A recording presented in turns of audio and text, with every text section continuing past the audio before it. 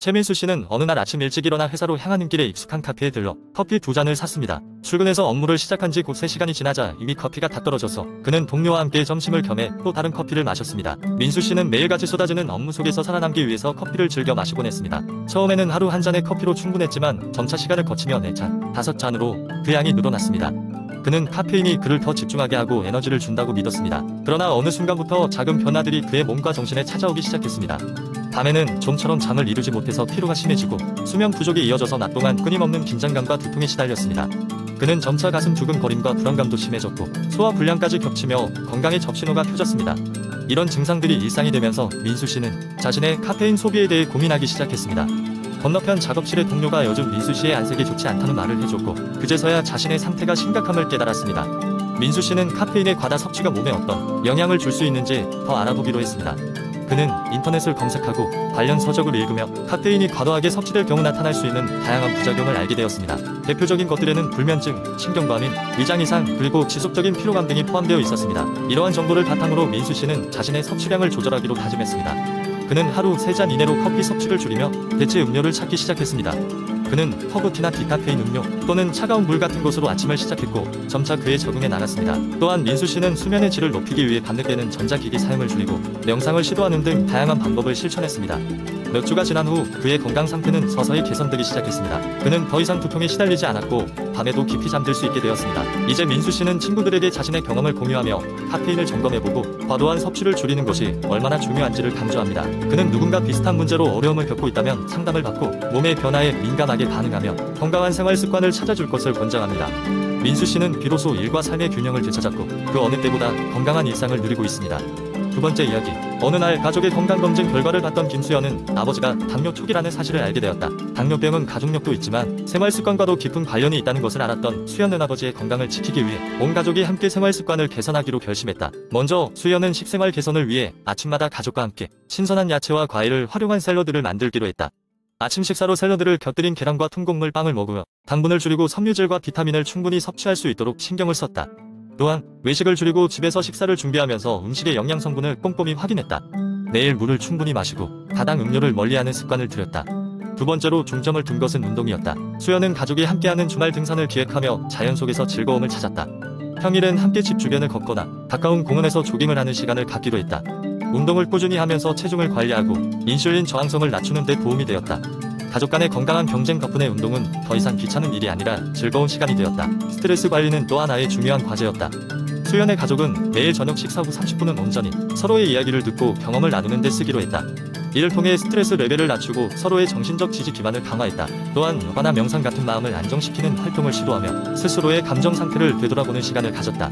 가족은 정기적으로 건강검진을 받으며 혈당 수치를 점검했다. 건강 상태를 확인하면서 삶의 질을 높이기 위해 목표를 구체화하고 생활 습관이 얼마나 개선되었는지 확인할 수 있었다. 이 과정을 통해 작은 변화가 일상의 큰 변화로 이어져 가족 모두가 더 건강하고 행운이 가득한 삶을 살 수 있다는 것을 배웠다. 결국 김수영과 그의 가족은 생활 습관을 바꾸는 것만으로도 당뇨 위험을 크게 줄일 수 있었다는 것을 알게 되었다.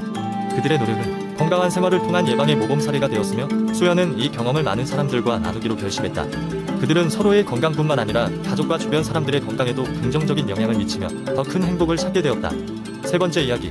다이어트는 많은 사람들이 건강한 라이프 스타일을 위해 도전하는 목표 중 하나이다. 하지만 체중을 감량하는 과정은 쉽지 않고 올바른 음식을 선택하는 것은 성공적인 다이어트를 위해 매우 중요하다. 이번 이야기는 다이어트에 도움이 되는 15가지 음식을 중심으로 각각의 음식이 어떻게 체중 감량에 기여할 수 있는지를 살펴본다. 첫 번째 음식은 그릭 요거트다. 그릭 요거트는 단백질이 풍부하여 포만감을 오래 지속시켜준다. 또한 칼슘이 함유되어 있어 신진대사를 촉진하는 데 도움을 준다. 아침 식사나 간식으로 제격인 그릭 요거트는 과일이나 꿀과 함께 섭취하면 맛도 좋고 영양도 풍부하다. 두 번째 음식은 사과다. 사과는 섬유질이 풍부하며 칼로리가 낮아 다이어트에 안성맞춤이다.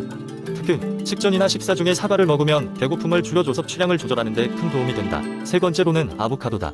아보카도에는 건강한 지방이 풍부하여 포만감을 줄 뿐만 아니라 다양한 비타민과 미네랄들은 전반적인 건강 유지에 도움을 준다. 네 번째 음식은 녹차다. 녹차는 항산화 물질인 카테킨이 함유되어 있어 신진대사를 促진하고 지방 연소를 돕는다. 매일 2~3잔의 녹차를 마시면 다이어트에 큰 효과를 볼 수 있다. 다섯 번째는 키노아이다. 키노아는 완전 단백질이자 섬유질이 풍부한 식품으로 혈당을 안정적으로 유지하고 포만감을 제공한다. 샐러드나 밥 대신 먹으면 훌륭한 다이어트 식사가 된다. 여섯 번째로는 달걀을 추천한다. 달걀은 탄수화물이 적고 단백질이 풍부하며 침에 먹으면 포만감을 오래 지속시켜준다. 특히 계란 흰자는 지방이 적어 더 가벼운 칼로리 섭취가 가능하다. 일곱 번째는 닭가슴살이다. 저지방 고단백질 식품으로 유명한 닭가슴살은 체중 감량식의 대표 주자다. 다양하게 조리할 수 있어 금방 질리지 않고 오랜 기간 다이어트, 식단에서 큰 역할을 한다. 여덟 번째로는 블루베리가 있다. 블루베리는 저칼로리와 항산화 특성 덕분에 건강에도 좋고 체중 감량에도 유익하며 디저트나 간식으로 먹기에 좋다. 아홉 번째는 시금치다. 시금치는 영양이 풍부하고 칼로리가 낮아 다양한 요리에 활용할 수 있으며 다이어트에도 적합하다.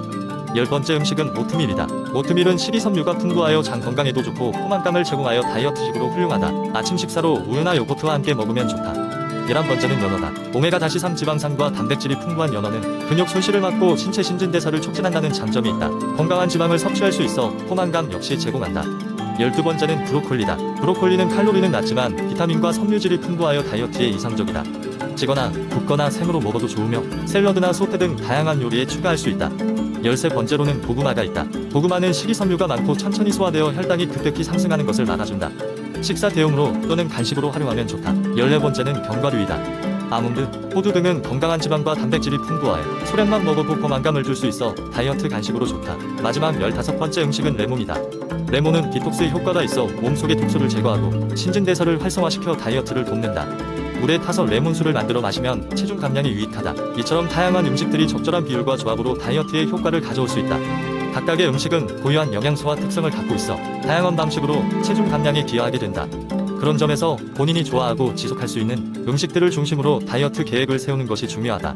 네 번째 이야기. 어느 작은 마을에 사는 지연은 늘 스트레스로 가득 찬 일상 속에서 피부 트러블로 고생하고 있었다. 지연은 다양한 피부과를 찾아가 보았고 각종 고가의 화장품을 사용했지만 효과는 미비했다. 그러던 어느 날 마을에서 열리는 명상 워크숍의 전단지를 발견하게 되었다. 지연은 반신반의하며 그 워크숍에 참가하기로 결심했다. 워크숍에서 만난 명상 전문가 윤재는 그녀에게 명상은 단순히 마음을 편안하게 하는 것뿐만 아니라 몸의 내외부를 정화하고 치유하는 원동력이 될 수 있다고 설명했다. 명상은 마음의 소용돌이를 가라앉혀주고 몸의 생명 에너지를 원활하게 흐르게 하며 긍정적인 에너지를 피부에도 전달할 수 있다고 했다. 첫날 지연은 윤재의 안내에 따라 호흡을 집중하고 마음을 비우는 연습을 시작했다. 저형 명상이라고 불리는 이 명상법은 몸을 이완시키고 마음의 긴장을 풀어주는 데 중점을 두었다. 매일 아침 일어나면서 10분간 조용히 앉아 호흡과 자신의 내면을 관찰하는 시간을 가지게 되었다. 처음에는 집중하기 어려웠지만 차츰 내면의 소리에 귀 기울일 수 있게 되었다. 몇 주 후 지연은 피부의 변화를 느끼기 시작했다. 피부가 조금씩 정돈되고 밝아지는 것을 경험하면서 그녀는 명상이 단순한 마인드 훈련이 아니라 몸과 마음을 모두 치유하는 삶의 방식임을 깨달았다. 명상은 스트레스를 줄이고 마음의 평화를 찾아주었고 이는 고스란히 피부에도 좋은 영향을 미쳤다. 지연은 단순히 피부 트러블을 해결하기 위해 시작했던 명상이 자신에게 더 큰 삶의 변화를 가져왔음을 깨달았다. 그녀는 주변 사람들에게도 명상의 효과를 전파하며 마을의 명상 모임을 조직했다. 이제는 많은 이들이 그 모임에 참여하여 각자 자신의 건강한 피부와 마음을 만들어가고 있었다. 그 후로도 지연은 꾸준히 명상법을 응용하며 피부뿐만 아니라 삶의 전반적인 건강을 가꾸어 나갔다. 그녀의 이야기는 입소문을 타고 여러 사람들에게 전해졌고 피부와 마음을 맑게 하는 명상법은 많은 이들의 사랑을 받으며 그 명상 모임은 한동안 사람들의 발길로 가득하게 되었다.